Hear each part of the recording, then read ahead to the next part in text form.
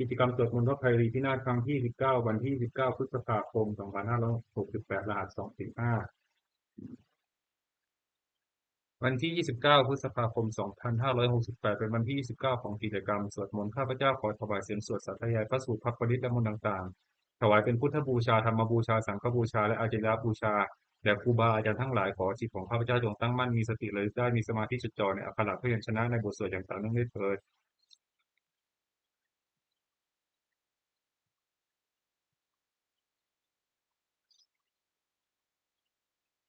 อะระหังสัมมาสัมพุทโธภควาพุทธังภควันตังอภิวาเทมิ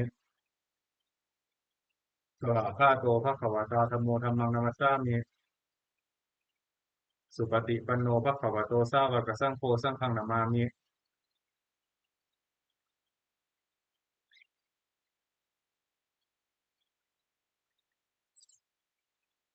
บทบูชาพระไพรีพินาศอะระหังสัมมาสัมพุทโธสุติรังปรินิพพุตโตผู้เนหิทรมานุธานิปารมิหิจทิสติยาวชีวังอหังพุทธังธัมมังสังฆังสรณังกโตปูเชมิรัตนัตตะยังธัมมังกรามิโสทินาบทสวดชุมนุมเทวดาสัมมันตาจักรวาเลสุอัตราคัจฉันตุเทวตาสัทธัมมังมุนิราชสัสสุนันตุสัคขมุขทังตะเคกาเมจารูเปคิริสิขรัตเตจันตลิเควิมาเนทีเปรัตเตจคาเมตารุวนะคหะเนเกหาวัตถุมหิเกเตภูมาจยันตุเทวาชาลถาลวิสเมยักขคันทพนาคาติทันตาสันติเกยังมุนิวะระวจนังสาทโวเมสุนันตุธรรมสวนาการโดอายัมพัทันตาธรรมสวนาการโดอายัมพัทันตาธรรมสวนาการโดอายัมพัทันตา นะโมตัสสะภะคะวะโตอะระหะโตสัมมาสัมพุทธัสสะนะโมตัสสะภะคะวะโตอะระหะโตสัมมาสัมพุทธัสสะนะโมตัสสะภะคะวะโตอะระหะโตสัมมาสัมพุทธัสสะพุทธังสรณังคัจฉามิธัมมังสรณังคัจฉามิสังฆังสรณังคัจฉามิทุติยัมปิพุทธังสรณังคัจฉามิทุติยัมปิธัมมังสรณังคัจฉามิทุติยัมปิสังฆังสรณังคัจฉามิตติยัมปิพุทธังสรณังคัจฉามิตติยัมปิธัมมังสรณังคัจฉามิตติยัมปิสังฆังสรณังคัจฉามิ นัตถิเมสรนังอัญญังพุทโธเมสรนังวรังเอเตนะสัจจเชนะโสทิเมโหตุสัพพทานัตถิเมสรนังอัญญังธัมโมเมสรนังวรังเอเตนะสัจจเชนะโสทิเมโหตุสัพพทานัตถิเมสรนังอัญญังสังโฆเมสรนังวรังเอเตนะสัจจเชนะโสทิเมโหตุสัพพทา บทสวดติรัตนะปนามคาถาพุทธังนะเมรัตนภูตะสรีระจิตตังธัมมังนะเมรัตนภูตะวิสุทธิสารังสังฆังนะเมรัตนภูตะสุสีลทิฏฐิเอตังนะเมติรัตนังรัตนัตยวะหังสัมมาสัมโมสาริตวัตถุวิเศษภูตังอัญโยยายุตตะกุณะโยคะวะสัพพะวัตตังอัสมิงกะยังหิปิตะเทวะยะถาติทันเดเอกังวินาตทิทะเรสัมมะสัมภเวนะโลเกกทาจิจะจิเรนจะปาตุภูตังคัมภีระยานะวิสยังอาติทุตทสัตถังวินยูหิปันดิตะชะเนหิวิชัญญรูปังโลกัมหิเกหิจิกะทันจุปะลัพพนิยังเกสัญจิสุทุวิดิตังคุณกายตายะนาเมหิเยวะชนะตายะสุวิสุตัมปิสมุปปัสสตังนามาสิสุตนามาสิสุทธปัสสาทฐานัง ปุญญติกานะมัสสมุตตมะปุณณภูมังทุกขาปมุจจานะมุขะตระนังคตานังปูชาระเหสุปะระมังอภิปูชเนยังนิพพานะสัจฉิกิริยายุปนิสสยถังสัมมากิเลสมะละโสธนะสิทธิยาจะสาธุหิอัตถกุสะเลหุปะเสวนิยังปาเนหิจาปิสรนังสมนิยเมวะตัสมาหิตังติรัตนังสารนังคตัมหะ รัตตินที่วังคณะเนสุนมัสสมานาปูเชมะจาปิสัสสตังสุปสันนจิตตาตถานุปาริจาริยาสทารตาจะปุญเยนะตถาสุกะเตนะสุขีภเวมุเตเชนะตัสสะจะสทาปิสุวัตถิโหตุโยเจทะธรรมวิยะโยเจทะธรรมวินะยัมหิปมาณภูโตโลกุตตรานิสัมมโยนิยโตสุโพชังตโสปนิสยะจะยายะอายัมปิโหตุวัตถุตเยปริจิตโตสุปัสสาทการโรสุตตมการสิทธิคาถาโยจักคุมามุหามลาปะกะโทสามังวฟุตโธสุขโตวิมุตโตมารัสสปาสาวินิโมจยันโตปาเปสิเขมังชนะตังวิเนยังพุทธังวรันตังสิรสานามามิโลกัสสะนะทันจะวินายกันจะตันเตชะสะเมชยสิทธิโหตุสัพพันจะรายาจะวินาสเมนตุธัมโมทะโชโยวิยตัสสะสัตถุทัสเสสิโลกัสสะวิสุทธิมัคคังนิยานิโกธรรมะทรัสสทธารี สาตาวโหสันติกโรสุจินโนธัมมังวรันตังสิรสานามามิโมหปทาลังอุปสันตทาหัง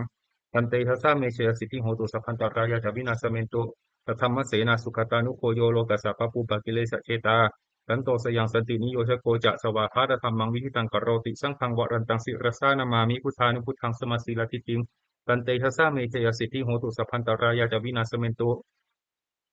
บทสวดนะโมการะอัตถกคาถานะโมอะระหะโตสัมมาสัมพุทธะนะโมอะระหะโตสัมมาสัมพุทธัสสะมเหสิโนนะโมอุตตมะธัมมัสสะสวากขาตเสวะเตมิทะนะโมสัมมหาสังคัสสะปิวิสุทธะสีลทิฏฐิโนนะโมโอมาตยารัคคัสสะรัตนตยัสสะสะทุกังนะโมโอมะกติตัสสะตัสสะวัตถุตยัสสปินะโมการะปะภาเวนะวิคัจฉันตุอุปทวานะโมการานุภาเวนะสุวัตถิโหตุสัพพทานะโมการัสสะเตเชนะวิคิหิโหมิเตชวาบทสวดมหาสมัยสูตร เอวัมเมสุตังเอกังสัมมยังภควาสักเกสุวิหารติกปิลวัตถุสมิงมหาวเนมหตาภิกขุสังเทนะสติงปัจจมเตหิภิกขุสเตหิสัพเพเหวะอรันเตหิทัสสหิจโลกธาตุหิเทวตาเยปุเยนะสนิปติตาโหนติภควันตังทัศนายภิกขุสังขันจะอัทโคจตุนังสุทาวาสกายิกานังเทวานังเอตัสโหสิอายังโคภควาสกเกสุวิหารติกปิลวัตถุสมิงมหาวเน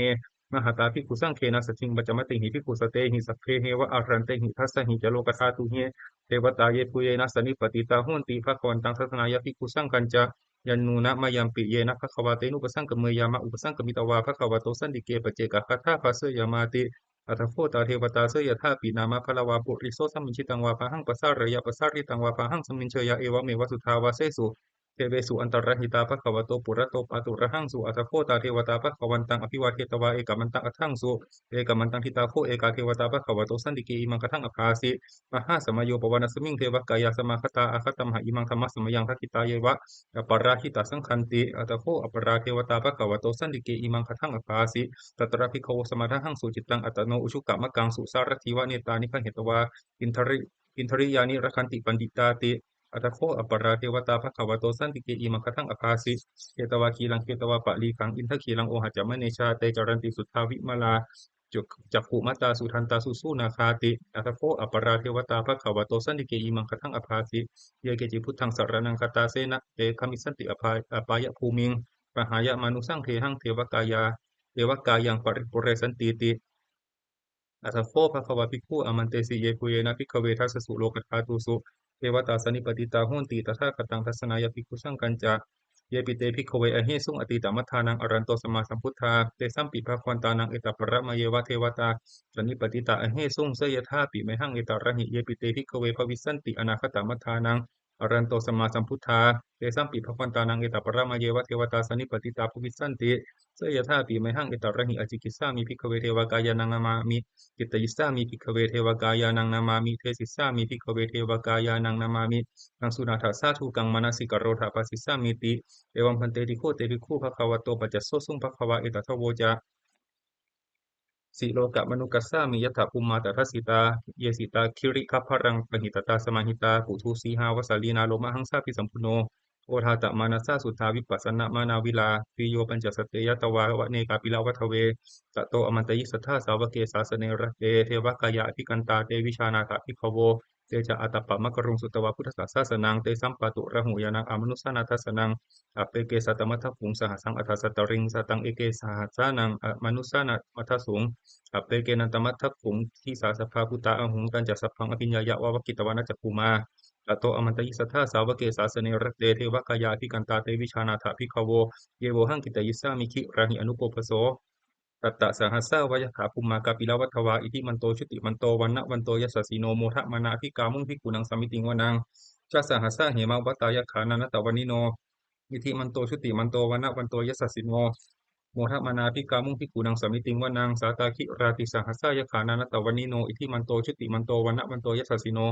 โมทัมมานาภิกามุงภิกขุนังสมิติงวนังอิเจเตโสลาสัสสหัสสะยขานันตวันิโนอิทิมันโตชุติมันโตวันนะวันโตยัสสสีโนโมทัมมานาภิกามุงภิกขุนังสมิติงวนัง เวสามิตาปัญจสัตตายะขานานตวันิโนอิทิมันโตชุติมันโตวันนะวันโตยัสสสีโนโมทะมานาภิกามุภิกุนังสมิติงวนังกุมพิโรราชาคังหิโกเวปุลสานิเวสนังปิโยนังสตาสังหัสสังยะขานังยิรูปาสติกุมพิโรราชาคังหิโกโสปะคัสสมิติงวนังปุริมันจาทิสังราชาทัตตระโทปัสสาสติคันทัพพานังอธิปติมหาราชายสัสสิโส อุตตาปิตัสสะพะหาโวอินทนามามหาพลาอิทิมันโตชุติมันโตวันนะวันโตยสสสีโนโมทะมานาภิกามุงภิกขุนังสามิติงวนังชักกีนันจัทิสังราชาวิรุณโหตปัสสาสติกุมพันดานังอธิปติมหาราชายสสสิโสปุตตาปิตัสสะพะหาโวอินทนามามหาพลาอิทิมันโตชุติมันโตวันนะวันโตยสสสีโนโมทะมานาภิกามุงภิกขุนังสามิติงวนัง ปัจฉิมันจะที่สร้างราชาวิรูปโภปสาสตินาคานังอธิปติมหาราชายสสสิโสปุตตาปิตสสะพะหาโวอินทนามามหาพลาอิทิมันโตชุติมันโตวันนะวันโตยสสสีโนโมทะมานาภิกามุงภิกขุนังสามิติงวนัง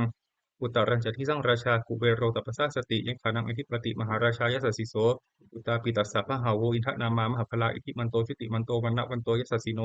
โมทะมานาภิกามุงภิกขุนังสามิติงวนังปุริมาทิสังคตรโททะทักขิเนนะวิรุณหาโกปัจฉิเมนะวิรูปโคกุเวโรอุตรังทิสัง จัตตารโรเตมหาราชาสัมมันตาจตุโรทิสาดัดดัลลมานะทั้งสุวะเนกาปิลวัฏเวเตสังมายาวิโนทัสสะอภูบัญจนิกาสถามายากุเตนดุเวเตนดุวิตูจะวิตูโตสหจันทโนกรรมเสโทจะอินนุคันดุนิคันดุจะปะนาโทอุปมัญโยจะเทวสุโตจะมาตาลิจิตตเสโนจะคันทโพนะโลราชาชโนสโป อาคูปัญจสิโกเจวะติมภรุสุริยวัชสาเอเตจันเยจราชาโนคันทพาสหราชุพิโมทะมานาภิกามุงพิกุนังสมิติงวนังอาทาคูนาปัสสานาคาเวสาลาสหราชกากัมพาลสิตาระอาคูปายคาสหายาติพิจามุนาสตารัตถาจะอาคูนาคายสสีโนเอราวันโนมหานาโคโซปะคาสมิติงวนังเยนาคราเชสหสหรันติทิพาทิชาปกิวิสุทธจักขุเวหายสาเตวนามัชปัตตากิตราสุปันนาอิติเตสนามัง อภยันตทานาคราชานามาสิสุปันนโตเขมามกาสิพุทโธสันหาหิวาจาหิปวะหายันตานาคาสุปันนาสารณามกังสุพุทธังชิตาวชิระหัตเถนะสมุทังอสุราสิตาภาตโรวัสวะเสเตอิทิมันโตยสสิโนกาลกัญชามหาพิสมาอสุราธนาเวคัสสาเวปจิตติสุจิตติจะปหารโทนมุจีสหจะตัญจะผลิปุตตานังเพเวสพเพเวโรจะนามกาสันนังหิตวะพลิงเสนังราหุพัทธามุปะคามุงสัมมโยธานิพัทันเตทิกูนังสัมมิติงวนัง อาโปจะเทวาปฐวีจะเตโชวายโยตถาคมุงวรุณาปรุณาเทวาโสมโมจะยัสสะสะสหาเมตตากรุณากายิกาอาคูเทวายสสสิโน ทัสเสเตทัสสะทากายาสพเพนานัตตวันิโนอิทิมันโตชุติมันโตวันนะวันโตยสัสสิโนโมทะมานะภิกามุงภิกขุนังสามิติงวนังเวนดูจะเทวาสหลีจะอัสสมาจะทุเวยมาจันทสุปนิสาเทวาจันทมาคูปุรคิตาสุริยสุปนิสาเทวาสุริยมาคูปุรคิตาคตานิปุรคิตวาอาหูมันทัพพลาหากาวสุนังวัสโวเสโทสโกปะคปุรินตาโททัสเสเตทัสสะทากายาสพเพนานัตตวันิโนอิทิมันโตชุติมันโตวันนะวันโตยสัสสิโนโมทะมานะภิกามุงภิกขุนังสามิติงวนัง อาทาคูสหคูเทวาชาลามคิสิการิวะอริตกาจะโรชาจะอุมมาปุพานิพาสิโนวรุณาสะธรรมาจะอจุตาจะอเนชกาสุเลยะรุกิราอาคูวาสาวะนิสิโนทัสเสเตทัสสะทากายาสพเพนานัตตวันนิโนอิทิมันโตชุติมันโตวันนะวันโตยัสสสิโนโมทะมานาภิกามุงภิกขุนังสมิติงวนัง สัมมานามหาสัมมานามานุสามนุสุตตมาคิดาปทุสิกาอคูมโนปทุสิกาอัฏ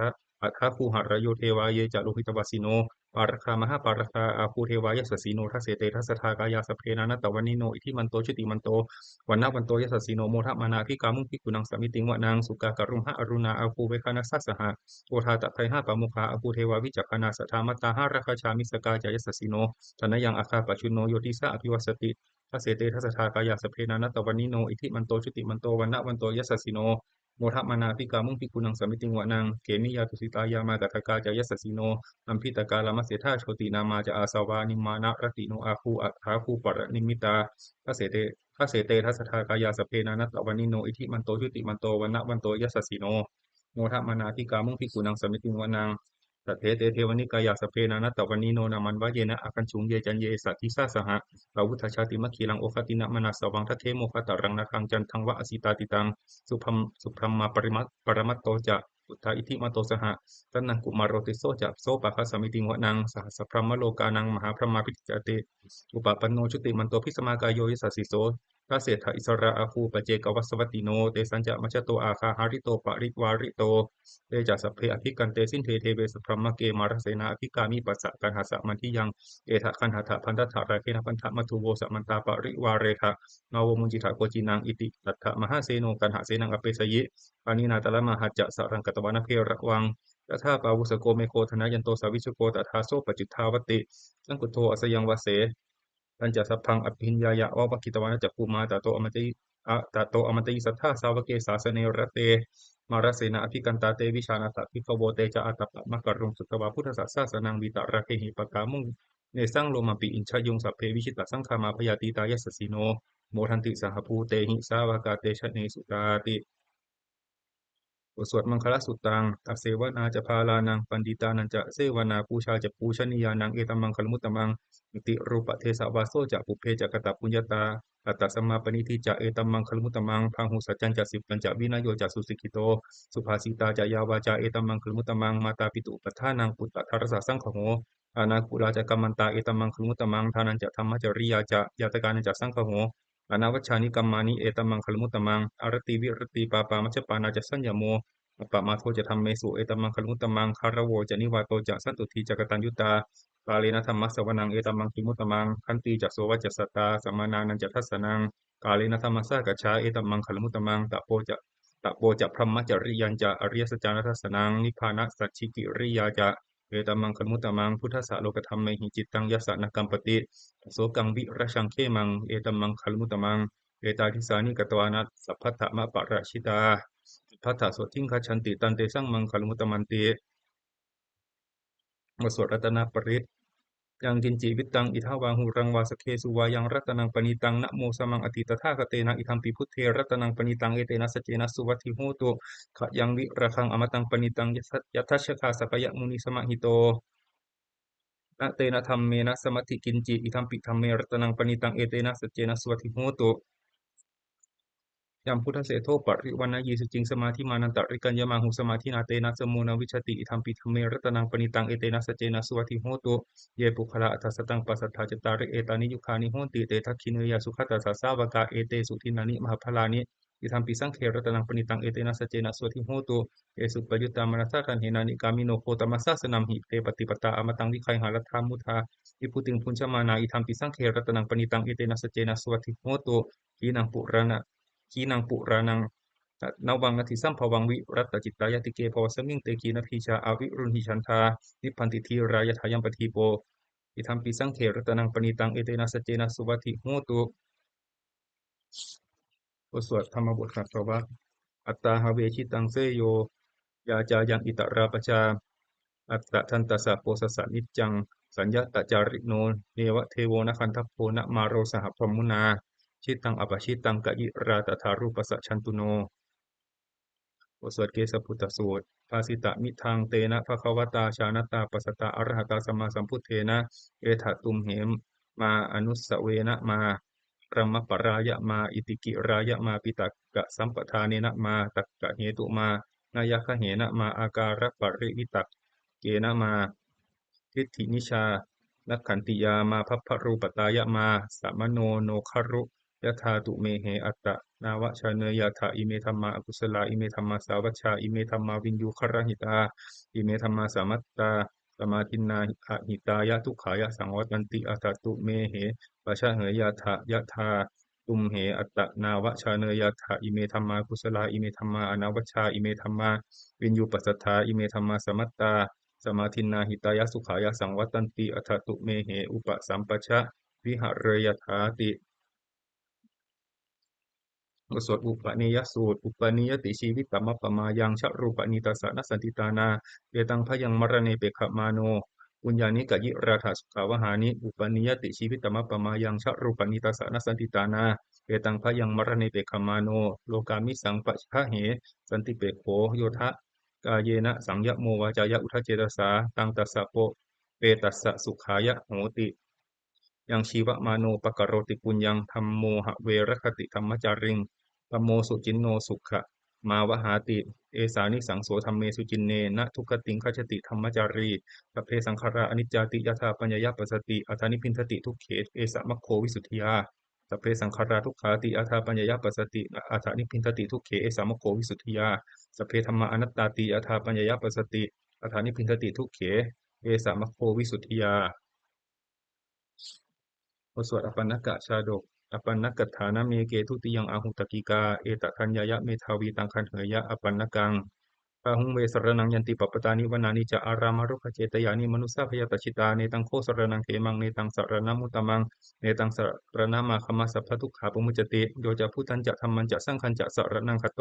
จตาริอริยสัจจานิสัมมัปปัญญายะปัสสติ ทุกขังทุกขสมุปบาทังทุกขสัจจะอติกมังอริยัญจะอัตถังคิกังทุกขูปสมะคามินังเอตังโคสรนังเขมังเอตังสรณมุตตมังเอตังสรณมาคัมมะสัพพะทุกขาปมุจจติ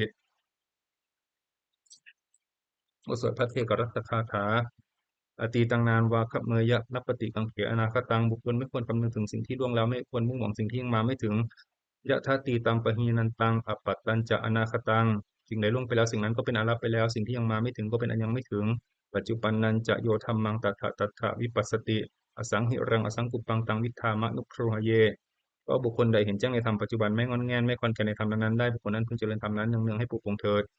อเชวกิจจะมาตับปังโกชัญญามรณังสุเวพึงทำความเพียรเสียในวันนี้แหละใครเราจะรู้ความตายในวันพรุ่งนะหิโนสังขรันเตนะมหาเสเนนะมัจจุนาเพราะความผัดเพี้ยนกับมัจจุราชผู้มีเสนามากนั้นย่อมไม่มีแก่เราทั้งหลายเอวังวิหาริมาตาปิงอโหรัตตมะตันทิตังตังเวพัทเทกรัตโตติสันโตอาจิคเตมุนิติพระมุนีผู้สงบย่อมเรียกบุคคลผู้มีความเพียรอย่างนี้มีความเพียรไม่เกียจคร้านทั้งกลางวันและกลางคืนนั้นแลว่าผู้มีราตรีหนึ่งเจริญด้วยประการชนี้แล บทสวดอภินหะปัจจเวกนปาฐะชราธรรมโมหิชรังอนัตติโตเรามีความแก่เป็นธรรมดาเราจะล่วงพ้นความแก่ไปไม่ได้พยาธิธรรมโมหิพยาทิงอนัตติโตเรามีความเจ็บไข้เป็นธรรมดาเราจะล่วงพ้นความเจ็บไข้ไปไม่ได้มรณะธรรมโมหิมรณังอนัตติโตเรามีความตายเป็นธรรมดาเราจะล่วงพ้นความตายไปไม่ได้สพเพหิเมปิเยหิมะนาเปหินานาภาโววินาภาโวเราจะละเว้นเป็นต่างๆตัวเราจะต้องพัดพรากจากของรักของเจริญใจทั้งหลายกรรมสโกงหิกรรมทายาโทกรรมโยนิกรรมพันธุกรรมปฏิสารโน เรามีกรรมเป็นของตนมีกรรมเป็นผู้ให้ผลมีกรรมเป็นแดนเกิดมีกรรมเป็นผู้ติดตามมีกรรมเป็นที่พึ่งอาศัยอย่างกรรมังกริสามีกัลยาณังวาปะปะกังวาตัสสะทายาโทภวิสสามีเราทำกรรมอันใดไว้เป็นบุญหรือเป็นบาปเราจะเป็นทายาทคือว่าเราจะต้องได้รับผลของกรรมนั้นสืบไปเอวังอัมเหหิอภินหั่งปัจจเวคิตพังเราต้องหลายคนพิจารณาทุกๆวันเถิด บทสวดเทวตาอุโยชนะคาถาทุกขปัตตาจะนิทุกขปัตตาจะนิทุกขพยาปัตตาจะนิพยาตัวกับปัตตาจะนิโสกาโหนตุสัพเพปิปานิโนเอตาวตาจะอัมเหหิสัมปตังปุญญสัมปทังเทเทวานุโมทันตุสัพพะสัมปติสิทธิยาทานังทันตุสัทธายะสีลังรักขันตุสัพพทาภาวนาภิรตตาโหนตุขัจฉันตุเทวตาคตาสัพเพพุทธาพระปัตตาปเจกานันจะยังพลังอรันตานันจะเตเชนะรักขังพันธามิสัพพโส บทสวดเทวตาปฏิภาณคาถายาเทวตาสันติวิหาริยาเทวตาสันติวิหารวาสินีทูเปคะเรโพธิคะเรตหิงตหิงตาธรรมทานเนนะพวันตุปุชิตาโสทิงกรณเตถะวิหารมันดาเลเทราจมัชฌานาวกาจะพิขโวสารามิกาธนปฏิปัสสกาปามาจะเทสานิขมาจะอิสราจันปานะภูตาสุขิตาพวันตุเตชาลาผู้ชาเยปิจะอันดัสสัมภวาสังเสทชาตาอัฏฐาโวปปติกานิยานิกังธรรมะวะรังปฏิจจเต สัพเพปิทุกขสักการนตุสังขยังธาตุจิรังสตังธรรมโมธรรมทราจะปุคลาสังโฆตุสมโควะอัฏฐายะจะหิตายะจะอัมเหระคตุสัทธรรมโมสัพเพธรรมจาริโนสัพเพปิธรรมจาริโนพุทธิงสัมปาปุเนยามะธรรมเมอริยปเวทิเต บทสวดสัพพะปฏิทานคาถาปุญญสิทานิกัตตสสะยานัญญานิกตานิเมเตสัญจะภาคิโนโหนตุสัตตานันตปปมาณกาเยปิยาคุณาวันตาจะไมหังมาตาปิตาทโยวิถาเมจาจทิทาวาอัญเยมัชตะเวริโนสัตตาทันติโลกัสมิงเตภุมมาจตุโยนิกาปเจกะจตุโวการาสังสารันตาภวาภเวยาตังเยปฏิทานัมเมอนุโมทันตุเตสยังเยจิมังนัปปชานันติเทวเตสังนิเวทยุง มะยาทินานะปุญญานังอนุโมทนะเหตุนาสัพเพสัตตาสทธาหนตุอาเวราสุขชีวิโนเหมะปะทันจะปะปนตุเตสาสาสิจจตังสุทาขอสัตว์ทั้งหลายไม่มีที่สุดไม่มีประมาณจงเป็นผู้มีส่วนแห่งบุญที่ข้าพเจ้าได้ทำในบัดนี้แลแห่งบุญทั้งหลายอื่นที่ข้าพเจ้าได้ทำไว้ก่อนแล้วคือชนเราใดผู้เป็นที่รักผู้มีคุณมีมารดาและบิดาของข้าพเจ้าเป็นต้นที่ข้าพเจ้าได้เห็นหรือแม้ไม่ได้เห็นก็ดีและสัตว์ทั้งหลายอื่นที่เป็นกลางหรือมีเวรกันตั้งอยู่ในโลกสัตว์ทั้งหลายตั้งอยู่ในโลกอยู่ในภูมิ ทั้งสามอยู่ในกำเนิดทั้งสี่มีขันธ์ห้าและขันธ์หนึ่งและขันธ์สี่กำลังท่องเที่ยวอยู่ในภพน้อยภพใหญ่สัตว์เหล่าใดทราบกันให้ส่วนบุญที่ข้าพเจ้าแผ่ให้แล้วขอสัตว์เหล่านั้นจงอนุโมทนาทานเองเถิดส่วนสัตว์เหล่าใดที่ยังไม่ทราบในส่วนบุญของข้าพเจ้านี้ขอเทวดาทั้งหลายจงบอกสัตว์แก่สัตว์เหล่านั้นให้รู้ว่าเหตุคืออนุโมทนาบุญทั้งหลายที่ข้าพเจ้าแผ่ให้แล้วขอสัตว์ทั้งปวงจงอย่างมีเวรอยู่เป็นสุขเสมอเถิดและจงถึงทางอันเกษมขอความปรารถนาอันดีของสัตว์เหล่านั้นจงสำเร็จเถิดด้วยอนุภาพแห่งสัจจะอธิษฐานและด้วยอนุภาพแห่งความเพียรและอานิสงส์แห่งการบูชาพระรัตนตรัยด้วยการสวดสาธยาย บทสวดมนต์พระสูตรพระปริตและพระคาถาเหล่านี้ขอความสุขสวัสดีจงมีแก่ข้าพเจ้าขอให้พ้นจากทุกข์ภัยทั้งปวงขอให้ข้าพเจ้าเจริญทั้งทางโลกและทางธรรมขอเทวเทพเทวดาทั้งหลายโปรดอนุโมทนาในการสวด สาธยายมวลและธรรมะเหล่านี้เมื่ออนุโมทนาแล้วโปรดอำนวยพรให้แก่ข้าพเจ้าและวัตถุมงคลพระกิ่งพลิกินาศโดยมูลที่สมเด็จพระญาณสังวรวัดบวรนิเวศวิหารตลอดจนวัตถุมงคลทั้งหลายที่สิ่งสร้างขึ้นทั้งที่ผ่านมาและจะสร้างในอนาคตขอให้เปี่ยมด้วยอานุภาพแห่งพระปริตและคำมงคลในพระคาถาต่างๆขอจงสำเร็จสักทีทุกประการเถิด